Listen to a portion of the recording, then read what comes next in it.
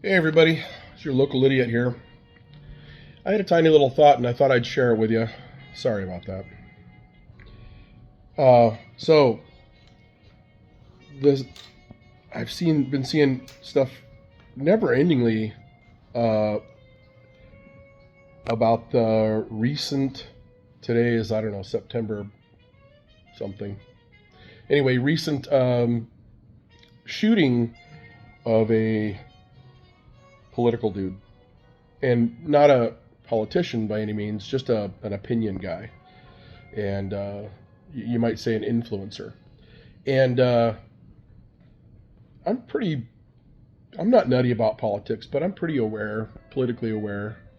But I had never heard of the guy.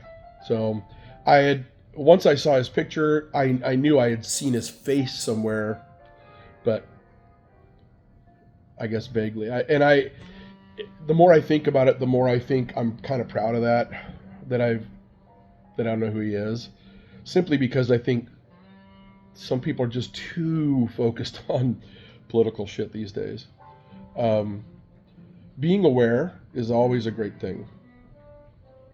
Being informed is is actually kind of one of our civic responsibilities. You know, voting, like voting and stuff. And how can you vote wisely if you're not aware of what's going on around you? Um, and I am, like anybody.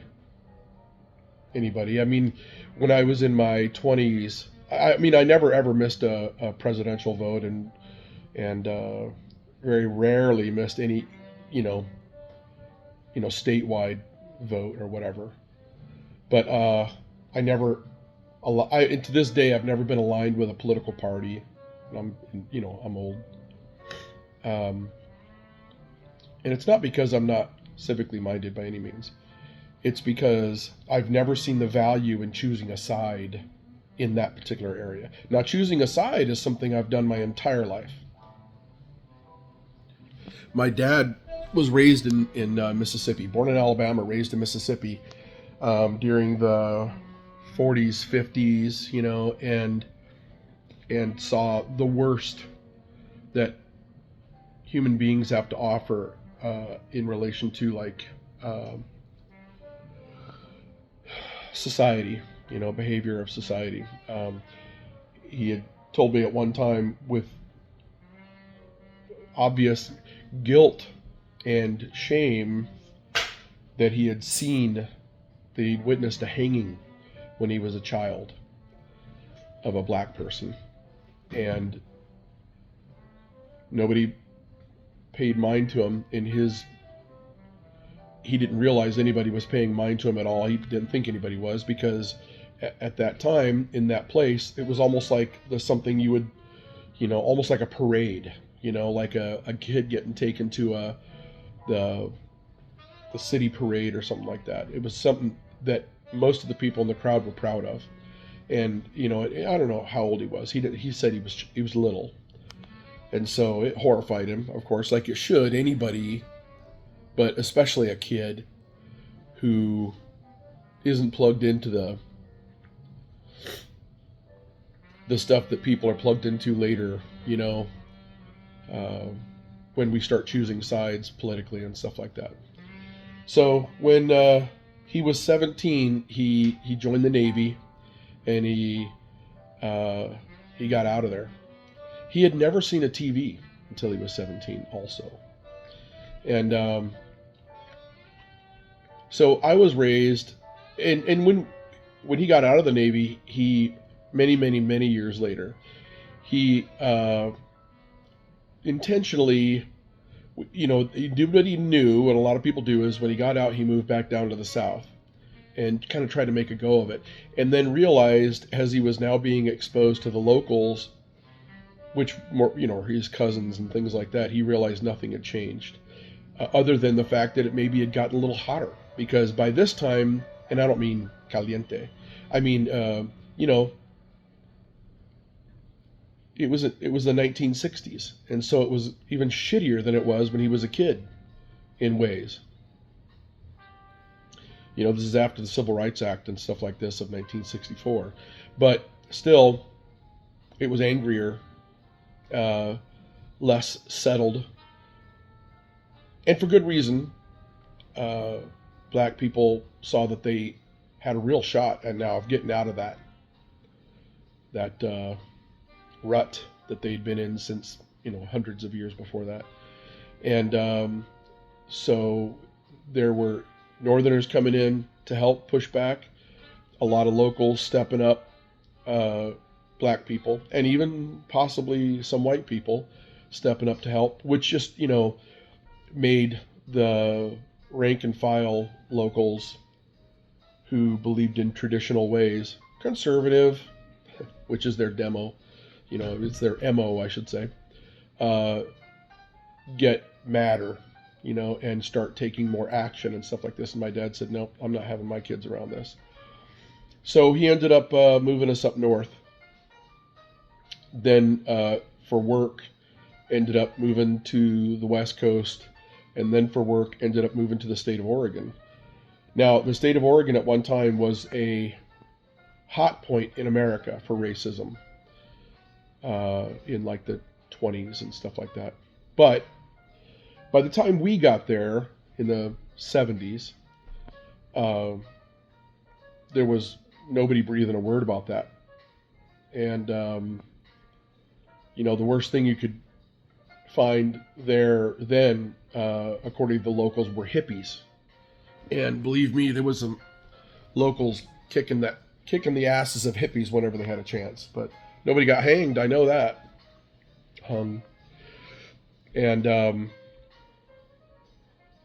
So I was raised to be anti-racist, not just to not like it or not approve of it, but my father talked to me a lot about it, and showed me TV shows when they were on, ordered books from Time Life. One of them in particular was about the slavery and the 60s and stuff like that.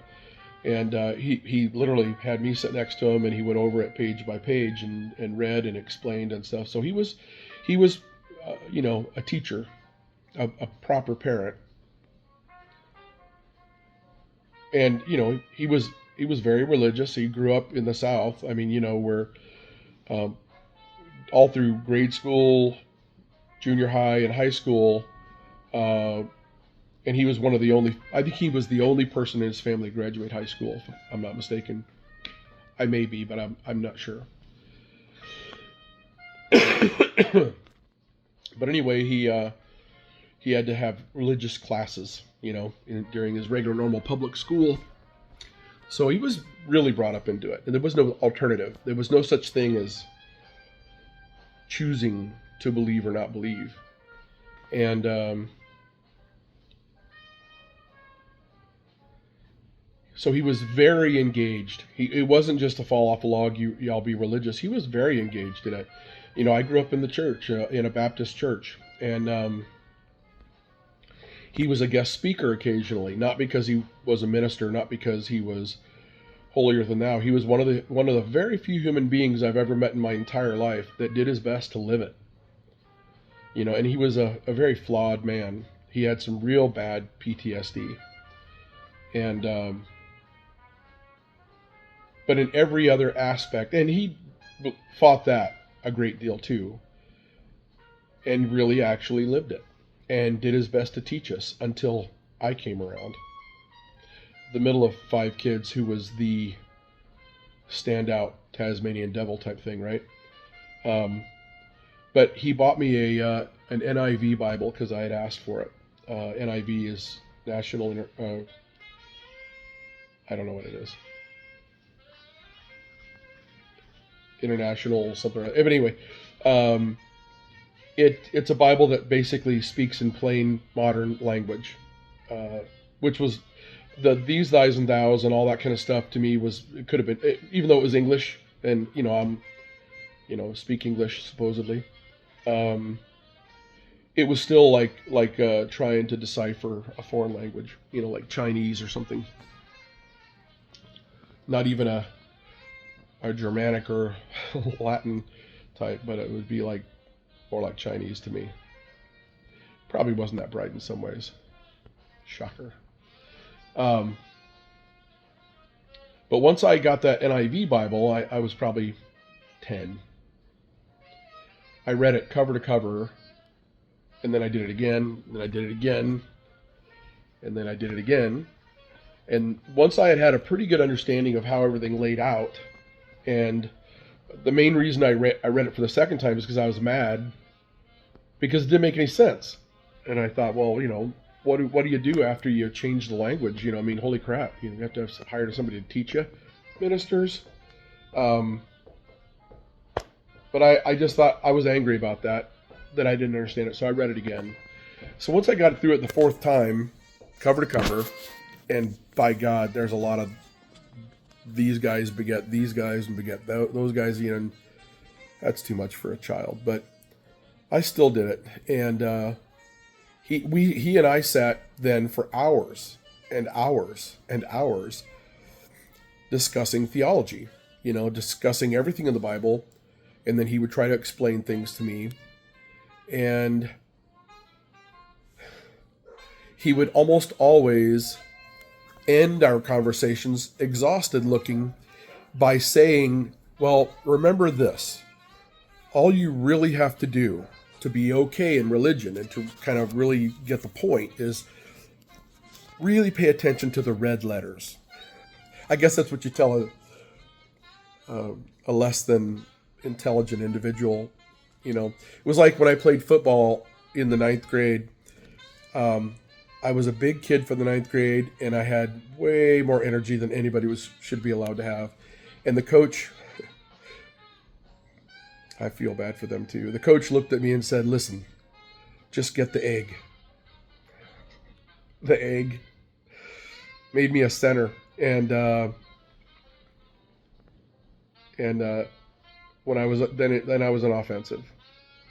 And he just told me, just get the egg, point me in the right direction, and I was lethal that way.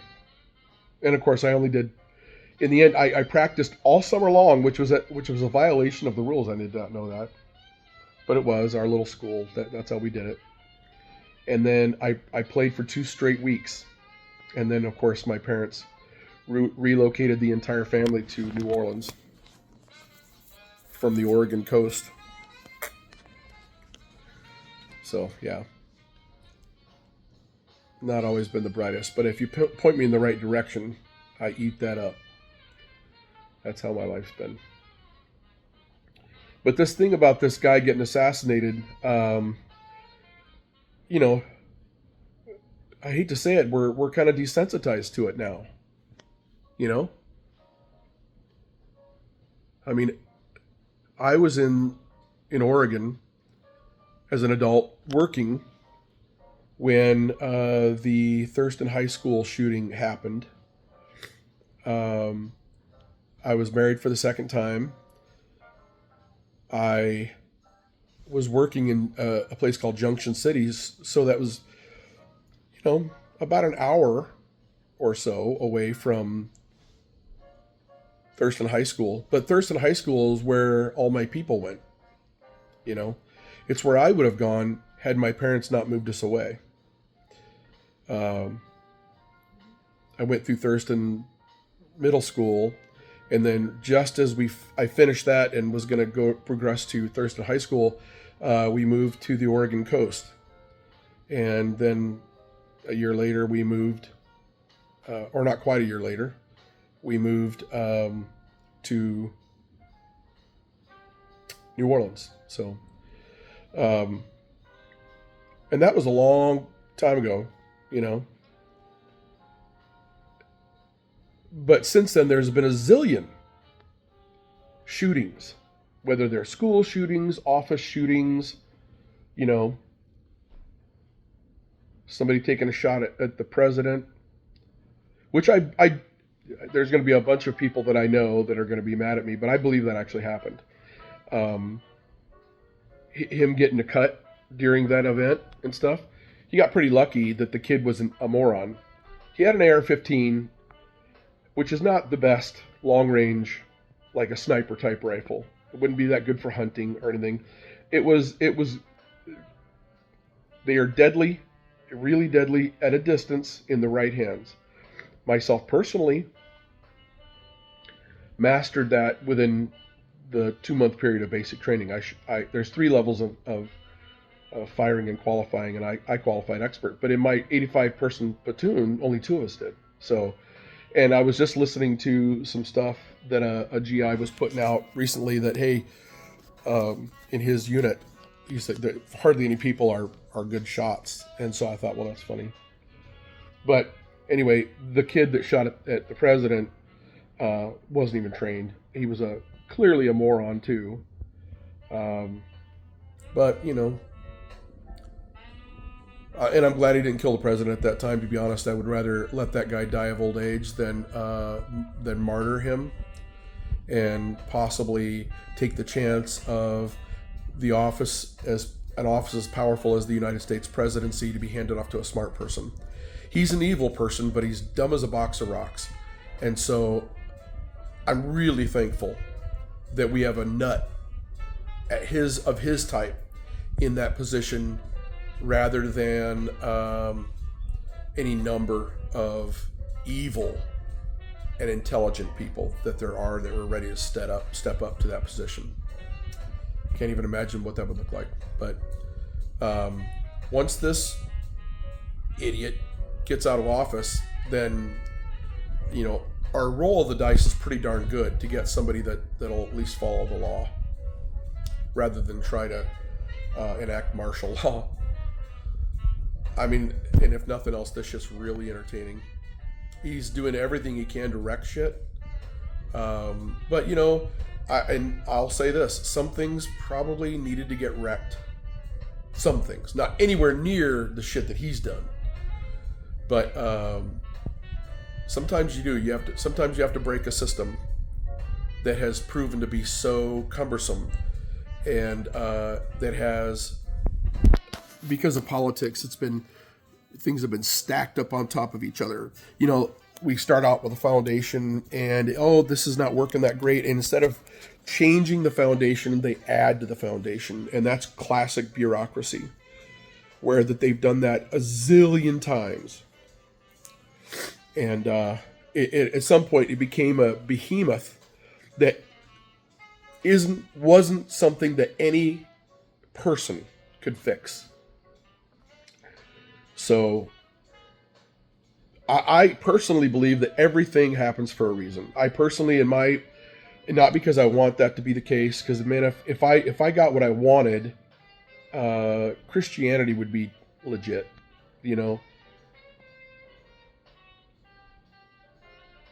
and that would be something that could be fixed. You know what I mean? I don't believe any of that. I grew up in it, and my life of having the theological discussions like with my dad and stuff like that was just the beginning. I've never had kids, and all that stuff. And so I've been footloose and fancy free my entire life to learn. And I've read that Bible many more times since that 4th time. And then to say, okay, this doesn't make any more sense. Let's try some other angles, And so I ended up reading every book I could get my hands on, that came anywhere close to being a declaration of this is how it is kind of thing. I even read the Book of Mormon, it was given to me for free 13 times. And I've read the doctrine of every, the catechism, all that kind of stuff. I read the doctrine of every religion I could get my hands on. And I've spoken with somebody from every religion that I could find, Unfortunately, I've lived in a couple of places where that there's not a ton of diversity. And so Eastern religions and stuff like that, I've really been on my own. I had to get my own Quran, and I had to do my best to read that. And, so you think the Bible's big and wordy, poo! You ought to read the Quran. So what I ended up defaulting to on the Quran, I've read a lot of it, and I still own it, but what I've ended up defaulting to a lot on it is like Google. What does it say about this? What does it say about that? What does it say about that? And thereby, I've read at least 1/4 of it in reality. Um, and there's lots of other religions too. But what I've discovered is they all have their own beginnings, which were for the most part pretty legit. You know, people trying to make sense out of stuff that there was no science to make sense out of at the time. And so um, scientists basically started off probably religious in a way, and then did what nerds do, real nerds do, and they really paid attention, and they made a rule, a scientific rule, that if you can't prove it, repeat it, and then give it to peers to also experiment and repeat, then it doesn't exist. It's not real. Which, in my opinion, is the only one legitimate way to determine what's real, you know? Which is why I'm a man of science. Anyway, but every religion ends up turning into something that's very political, you know? Christianity was taken into the political fold probably within 50 or 100 years, you know? When, I mean, Rome adopted it as its official religion. And believe you me, the people in charge of Christianity, and there was at one time nobody in charge of Christianity, but then there was people in charge of Christianity. Just like that there were people in charge of Judaism, just like that there were people in charge of anything, you know, that ever becomes an institution, you know, like a town or something. Somebody's going to be in charge. That's just how it is. Bossy little fucks that take charge on their own, or people that are given the role because they want that group wrangled. And that's how that works. And ever since it got polluted, of course. If you want a quick little snippet of how that looks, look at the Mormon religion. Okay. However it formed in the very beginning, before they started moving west, they were completely corrupt. I mean, their beliefs at the time were that, you know, men could have as many wives as they want and stuff like that, which, you know, in some ways, you know, biologically kind of makes sense if you look at nature and da-da-da. But when any group, especially of sentient beings, can be in charge of the other people, it means that the other people have to be slaves. So the women were slaves in Mormonism, but somehow some different distinction was made that women didn't feel like slaves, I guess. And otherwise, I don't know how you'd label them differently. They were captives, you know. They couldn't get away. They could be beaten by their husbands legitimately, legally. It was part of the rules, you know. And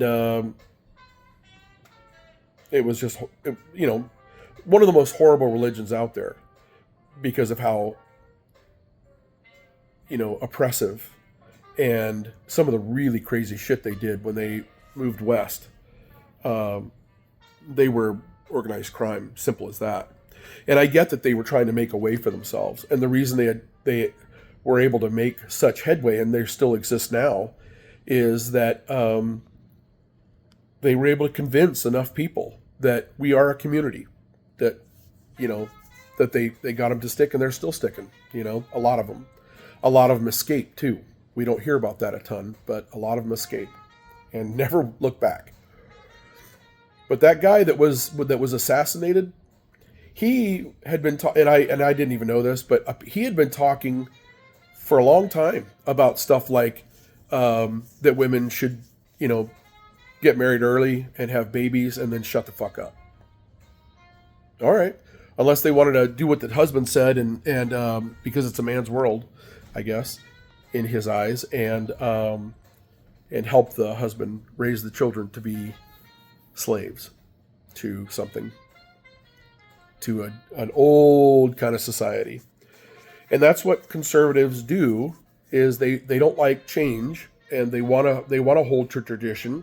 That's why you You will never meet a modern Democrat that is also a racist. Not that's an outward race. I mean, some people are racist without even realizing they're racist. You know, just like people on one hand that'll, and they're not fake. On one hand, they'll say women deserve rights, but then they'll be like, yeah, but this is going too far. You know how far that kind of stuff should go is pretty simple. That women should have every fucking right there is that men have. You know, there's no distinction. You know, we should all be blind to who they are, other than the fact that, and this is probably misogyny on my part, because I was raised by a man that was born in the 30s, 1938, was that I believe that men have a responsibility to not just protect women, but men have a responsibility to protect anybody smaller than they are, period. You know, but in my opinion, it's not just smaller than they are. Men have, good people have a responsibility to protect anybody who in a weaker position. So if, just like in the South, when good people were being born and raised, even though my dad was exposed to lots of racist stuff, and my grandmother was believed to her core, my father's mother, that she used to teach not just her kids but her grandkids that that black people don't have a soul, and you know that it's our responsibility to take care of them, because in the Bible it says something about being stewards to all the people, all the animals that walk and or that crawl and fly in the sky or whatever, and that's what she thought and what she believed, because that's what she was exposed to.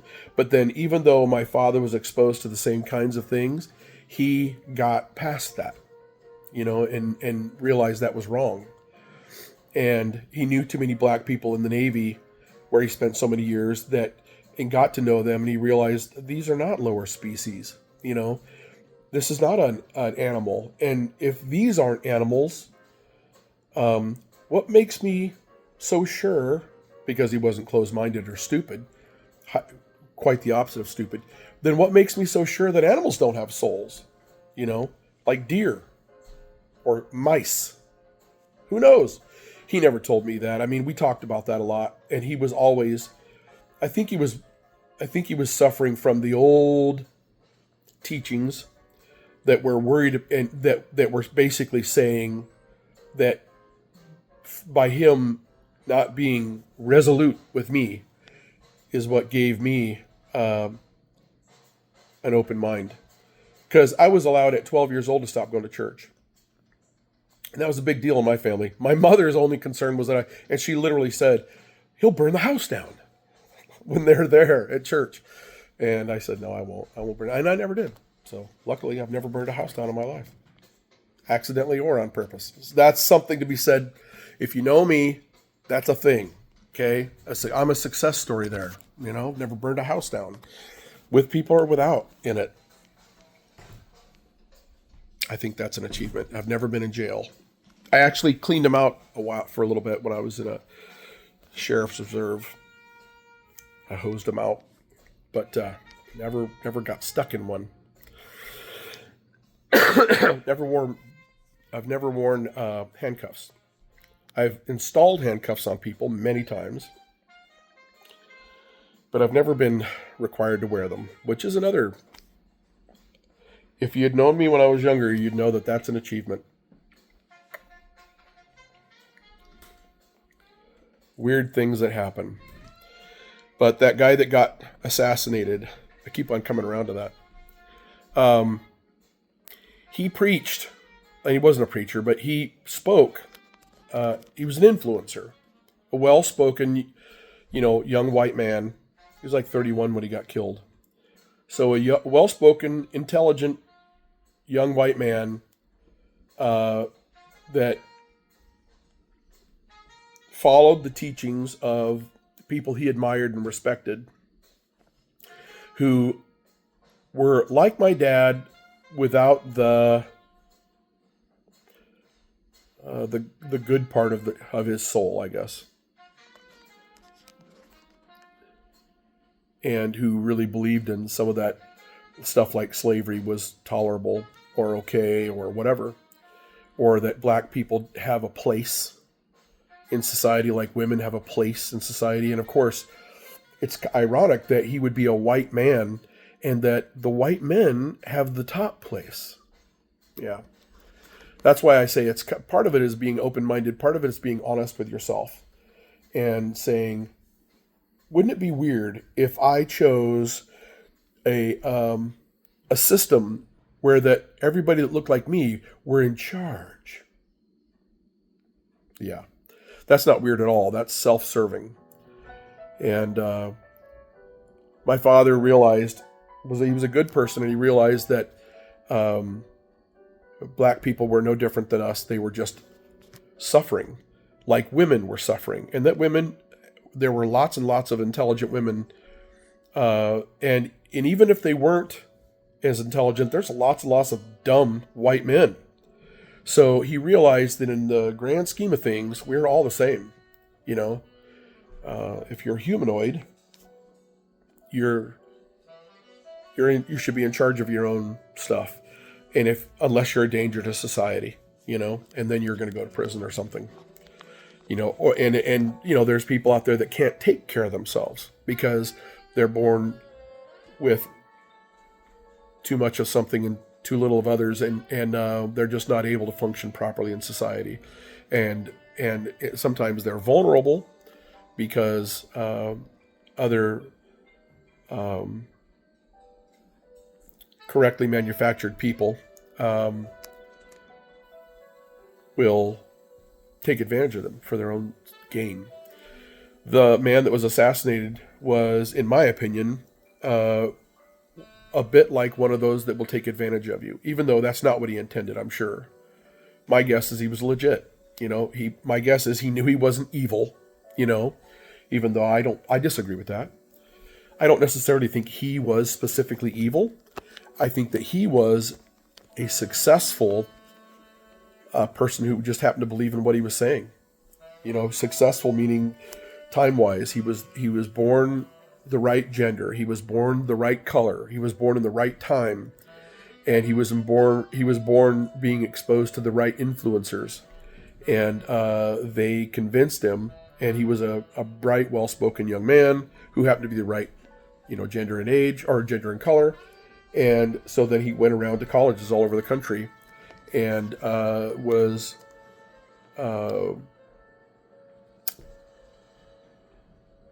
trying to influence or talk people into following the doctrine he chose to follow. And of course, he was getting a lot of young white men, and he was getting a lot of young white women, and just turning them. You know, people are at those colleges, and they're at a time in their life when they've said, listen, I admit I don't know everything, which is really weird for a kid to do, but that's the people that go to college usually.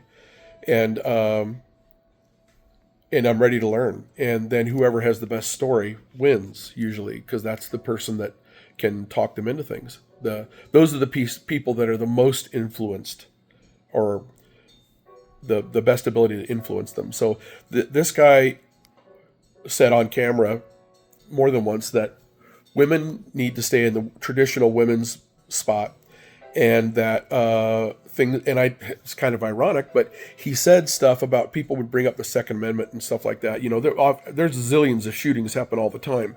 Every single one of them is done by a person that shouldn't own a gun. Somebody that there should be a giant red flag around them, like an aura, when they talk about getting a gun, because they're crazy enough. I've been in a rage in my lifetime many times. I grew up with my father having a horrible temper due to PTSD. He never beat anybody due to his PTSD. He was not that kind of violent. He fucked up a lot of stuff. I mean, he kicked doors in, you know, to get outside, that kind of stuff, or broke stuff. I used to watch him in amazement and almost entertainment while he was arguing with my mom, and he'd be, the they'd be in their bedroom trying to have privacy, which is impossible, with 5 kids. And he would, one time I saw him, she was laying on the bed looking at him, like as it was his turn basically to say his piece, because he was straight up fucking mad. And he was grabbing plates. Why there were plates in their closet, I do not know. But he was like her special plates. Okay? And he was grabbing plates, I'm not shitting you, out of the closet, and one by one snapping them over his leg, over his knee. And just going. They're having a good argument. Now, my mom was never innocent in that shit. I observed. It's like prison guards and prisoners. The prisoners know fucking everything about those guards. They just observe all the time. That's why I would never be a prison guard. They are at a horrible disadvantage in a lot of ways. Those prisoners know everything about that guard. And we knew everything about our parents. Shockingly. And amazingly, though, there were some things we ended up not knowing until the very end. That just makes me worried about people find out about me. But, yeah, that guy said that in defense of the Second Amendment, that there have to be shootings where the innocent people get killed on a pretty regular basis every year, which gives people the opportunity to defend the Second Amendment, because it has to happen so that we can keep the Second Amendment. This is what he said. And the whole point of keeping the Second Amendment was so that we could keep all the other rights that we have. Meaning that if Congress or the government or the president tried to turn something into an autocracy, and where that we no longer had rights, that the citizenry of America would have enough, firearms, to defend the righteous, I'm going to air quote that, against a tyrannical government, which is what the Second Amendment set up for. The problem is so many things. The vast majority of people that have these type of weapons that they're, what he was referring to, are completely untrained. Their idea of training is shooting at cans and maybe going to an indoor range and shooting at silhouettes of a human being, when there's so much more than that, And once somebody has been militarily trained in actual combat, moving under fire, that kind of crap, they learn how serious it is what they know. And they also learn that if I were to go up against a platoon of infantrymen, I'd be fucked. Okay, it wouldn't be necessarily because of my age or something. It would be because their weapons are just better. It would be because their training is constant, and when you leave the military, your training stops. Okay, so I've been trained. I've got a ton of friends that are highly trained, much more highly trained than me. But they stopped training, Boxers, when they stop going to the gym every day and they start doing something else, they become effective against people that don't box. But every single day that somebody else is in the gym and they are not in the gym, they become less and less and less effective against that person. So, where we know the trained, know tactics and understand field strategy and all kinds of things like that, not just the use of the weapon, we also know that we'll be outmatched. The good news is for America with the Second Amendment is that in the 90s, starting in like 1991 or whatever, Clinton did a thing where that he started not letting prior service people re-enlist right away. They got out. They're like, oh, shit, I don't like this. And then they try to get back in. Nope, you can't come back in. The only way you could come back in is to go through to like Ranger Battalion or Special Forces. And the whole point of that is it's almost impossible. It's almost impossible. Especially for somebody that stopped training physically and stuff. The percentage of people that pass those schools is very, very small at best. And the reason for that is it takes a mindset that you're kind of either a natural or you're not. Lots and lots of people get weeded out that you would have never suspected would have failed. And they would have never suspected they would have failed either. But the whole point of that was that you get out and you make room for the next person to go through basic training and their first technical training for their particular job, and then through the next 3 years of training and solidifying that. And then if that person gets out, boy, they make room for the next guy. And so the whole point was, and he stated right out in the open from the get-go, that the whole point was we will have the largest military trained, professionally trained civilian population in the world. Okay? There are countries that have a much larger population than we do, except that they do not have training on the best equipment with the best tactics that have been, supposedly to put me through basic training in the 80s, it cost $80,000 just for me. And it's when you take into all the things like the development of the training techniques, the equipment that I used, the personnel that were involved, the facilities that were involved and stuff. It cost supposedly for 2 months of me going through basic training cost the government about $80,000. And I will say this is prior.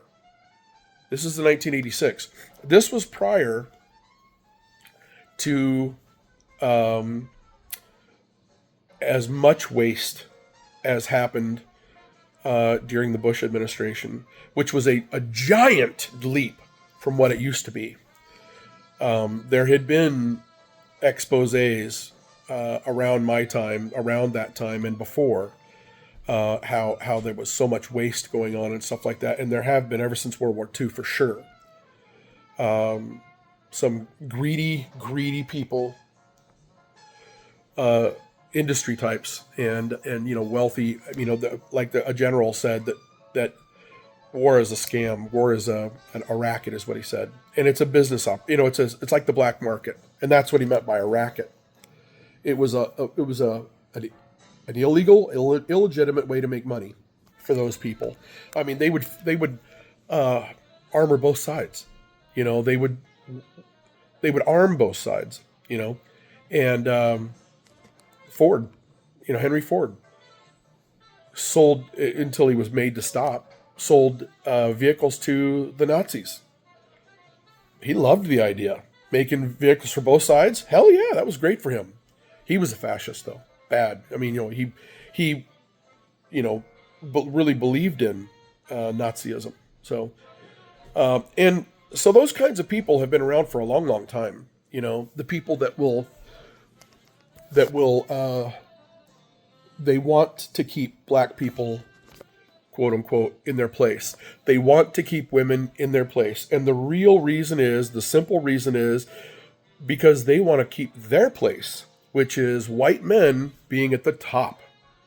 Because you don't have to earn that, In the world I live in now, see that little bracelet? And that's nothing. It says Black Lives Matter. Is that upside down? No, it's not. And it's a tiny little thing that I can do, along with bigger things that I can do, like protest during during the Black Lives Matter movement. And I wore a shirt almost every day for quite a while there. When I was doing my job, I had a contracting business and I was doing construction for people and stuff, and I was sporting that shirt in Iowa, which, believe me, is not a place that loves that kind of stuff. But my whole point was I'm not afraid of anybody. And the risk to myself personally is very low compared to some people. And when I was in Home Depot or any place like that, I would run into never-ending amounts of shit kickers, okay?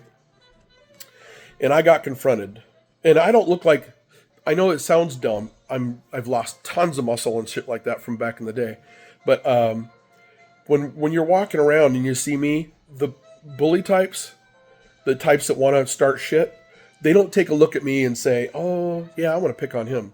That's not generally the case. I get a lot of side eye, and then there are people are like, oh, never mind. You know, and I've gotten that my whole life, most of my life, I should say. And I call that wisdom because I would have kicked the shit out of them. But I would go around just to start conversations. I mean, I would be there to do my own thing, you know, getting materials and shit to do my work. And I would have 3 or 4 conversations sometimes a day with somebody that didn't approve of what I was doing. And I wouldn't shout at them. I wouldn't threaten them. They very often approach me politely, in fact, because they didn't want to get their ass kicked either.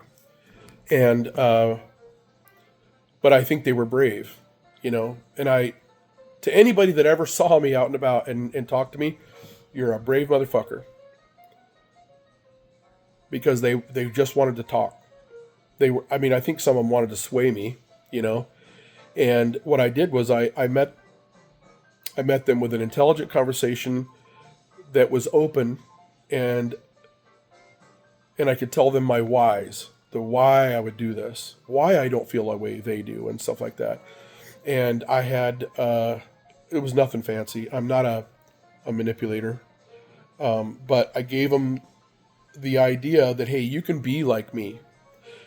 You don't have to just say things in a group because, you know, the odds on somebody wanting to actually kicking your ass are small. And those fuckers might run into me and then they won't like it. And so they won't probably do it to you, you know. And I don't think any guy ever having a chat with me started wearing a Black Lives Matter shirt after that. But he also might have stopped saying shit at the bar, you know, that he was saying before. He might have even voted differently after that. You never know. But that's the point. The point is, we don't do it for glory. We do it because it's right, you know. And change sometimes is right. Often. Almost every piece of change I've ever seen in my entire lifetime has been positive change. And sometimes you need to have an understanding of big numbers, you know, being able to kind of look in the future and see where something will go, you know.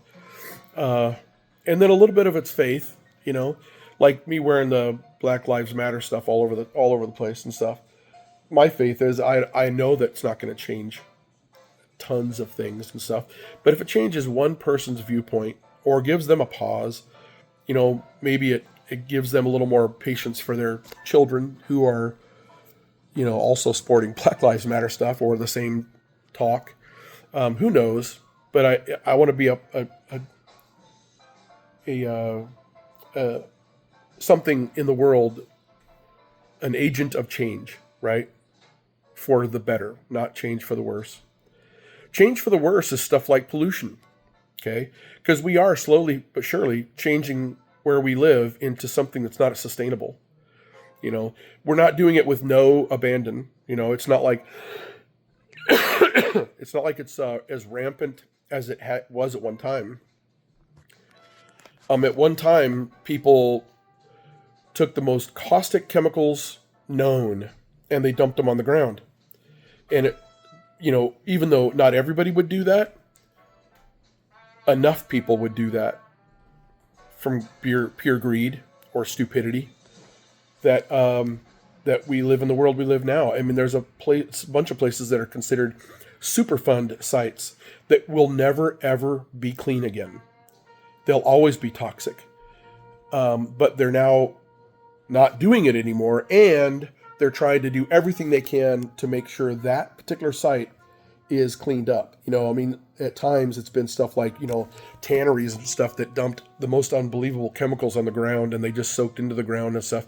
And then, 100 years later, they surrounded that entire place and literally dug up all that nasty dirt and put it someplace, far away from where people are, and sequestered it as best they can so that more shit can't leach out of there and poison more people and animals and plants and stuff. So that's the kind of change that we both have the opportunity to make. The two sides. The conservative side, who literally the definition of conservative is somebody who wants traditional ways and doesn't like change. And the word woke now has been hijacked to mean this whole other thing, which is anything new. Of course, the word woke doesn't mean that. It means that I'm woke or awoken or I'm awake to the way people are, and it was simply for the black community to tell their kids, hey, wake up. And for those people to say, I'm woke, I see it.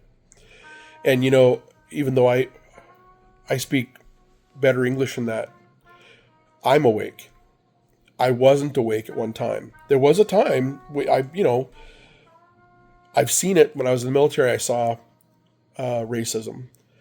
When I attempted to be a police officer, I saw racism and abuse and things enough to where that I realized it wasn't for me. And I mean, it wasn't just that. It was also that because many of the police officers I worked with and that would be mentoring me and stuff like that were the best human beings on earth. There were plenty, and I mean the majority that I ran into were not. They were, at worst, they were evil people. And then the ones that told themselves they were good people and all that looked the other way. In my opinion, that's no different. They made the distinguishment for themselves that, hey, the blue line was that we protect our own and all that kind of crap. And so we look the other way when that guy right there is abusing somebody who has, for whatever reason, or when those people are abusing people for whatever reason, whether it's racism, whether it's because they're a psycho. Too many people make it into that business starting out as a psychotic or a racist or whatever. And then even decent people get turned by the job because of what you're surrounded by, and the job is full of pain, and your brain eventually has to do something to protect itself. And one of the things it does is it tries to shut your empathy off. And I saw that I foresaw that coming to me. And I said, no, I cannot, I'm not the kind of person, and it's hard even for a man to admit, I'm not mentally strong enough to be exposed to that for that period of time without having that happen to me. That at some point I would lose all my empathy. I would look like a cold fish. Somebody could die in front of me. Somebody could be abused in front of me, and I would just, no big deal. Or, because of all the times that you roll up on people with, that have abused babies and everything else, and you still got to stay sane. But hey, everybody, the guy that got another long ass video. Sorry about that. But that guy that got assassinated. I know I'm hearing a bunch of people that I know say karma, but you know what really fucking is? I don't believe in karma. I actually believe karma is a mathematical equation. Simple mathematical equation. I don't believe in the spiritual value of karma. Okay? That everything will come back to you sevenfold and all this kind of crap.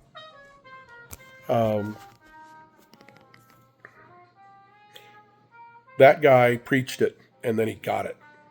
So live by the sword, die by the sword. If you live an evil life, you'll be around evil people. If you condone killing on a regular basis, you're probably going to be killed, or somebody you love is. That's just how it is. I didn't know who that guy was, but the more I learn about him, the more I'm happy he's fucking gone. He was not a good person. He was not a positive influence on the world.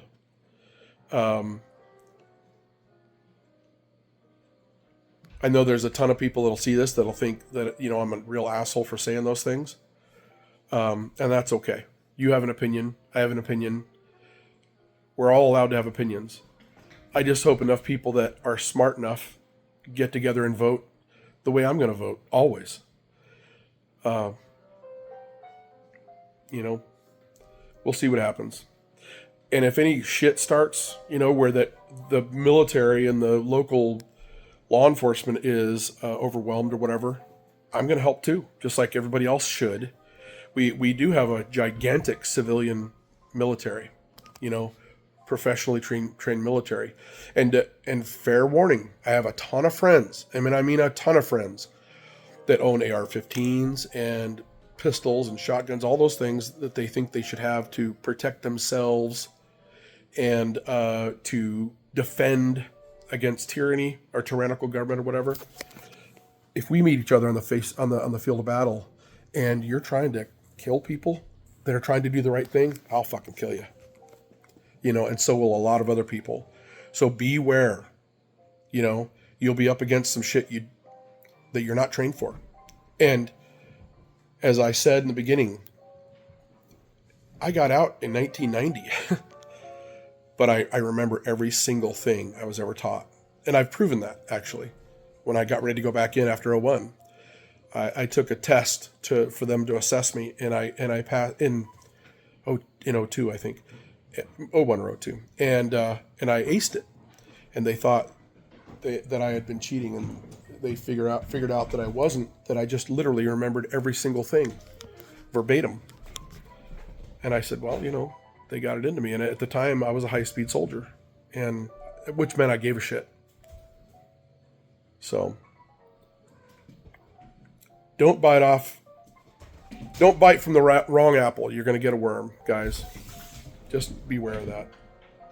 I don't know if you guys can hear that. That's my cats running around the house like they're on crack. Anyway, you guys are great. And I'm really sorry for taking up all your time with this boring-ass video. But it matters. To me, at least. So, it's your local idiot signing off.